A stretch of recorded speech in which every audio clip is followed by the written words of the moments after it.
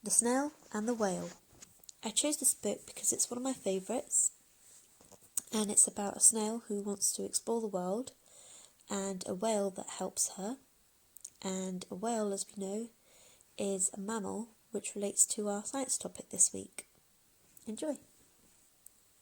This is the tale of a tiny snail and a great big grey-blue humpback whale. This is a rock as black as soot, and this is a snail with an itchy foot. The sea snail slithered all over the rock and gazed at the sea and the ships in the dock. And as she gazed and sniffed and sighed, the sea is deep and the world is wide. How I long to sail, said the tiny snail.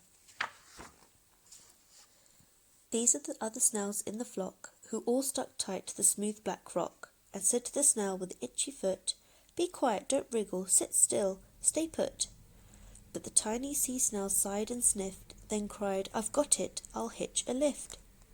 This is the trail of the tiny snail, a silvery trail that looped and curled and said, "Lift wanted around the world."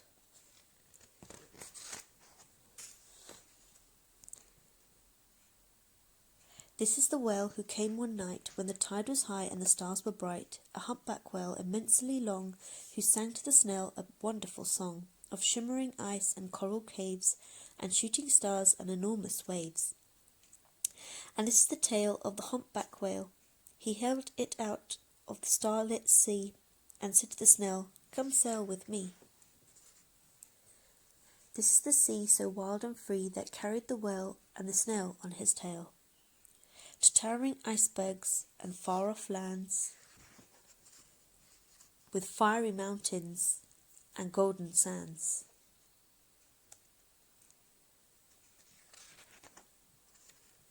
These are the waves that arced and crashed, and foamed and frolicked and sprayed and splashed the tiny snail on the tail of the whale. These are the caves beneath the waves, where stripy fish and feathery fins and sharks with hideous toothy grins swam round the whale and the snail on his tail.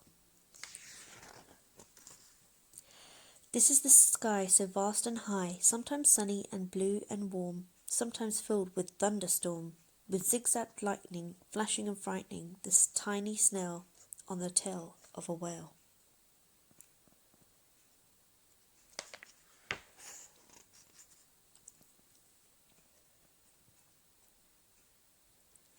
And she gazed at the sky, the sea, the land, the waves and the caves and the golden sand. She gazed and gazed, amazed by it all, and she said to the whale, "I feel so small."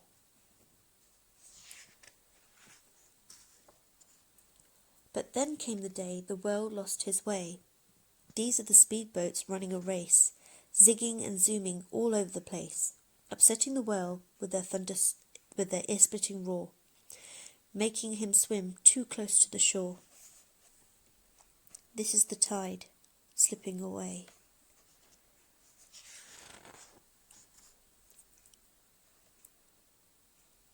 And this is the whale lying beached in the bay. "Quick, off the sand, back to sea," cried the snail. "I can't move on land, I'm too big," moaned the whale. The snail felt helpless and terribly small. Then, "I've got it," she cried, and started to crawl. "I must not fail," said the tiny snail. This is the bell on the school in the bay, ringing the children in from their play.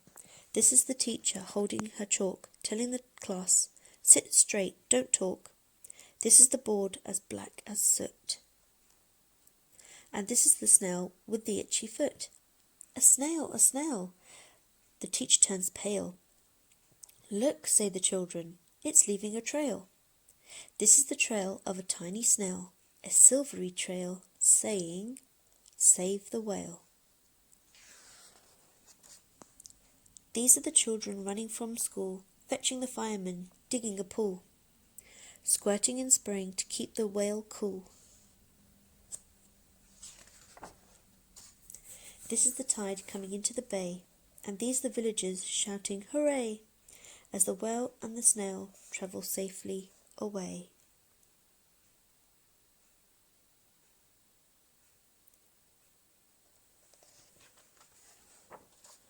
Back to the dock, and the flock on the rock, who said, "How time's flown, and haven't you grown?" And the whale and the snail told their wonderful tale of shimmering ice and coral caves and shooting stars with enormous waves, and how the snail, so small and frail, with her looping, curling, silvery trail, saved the life of the humpback whale. Then the humpback whale held out his tail and crawled on, and on crawled snail after snail after snail.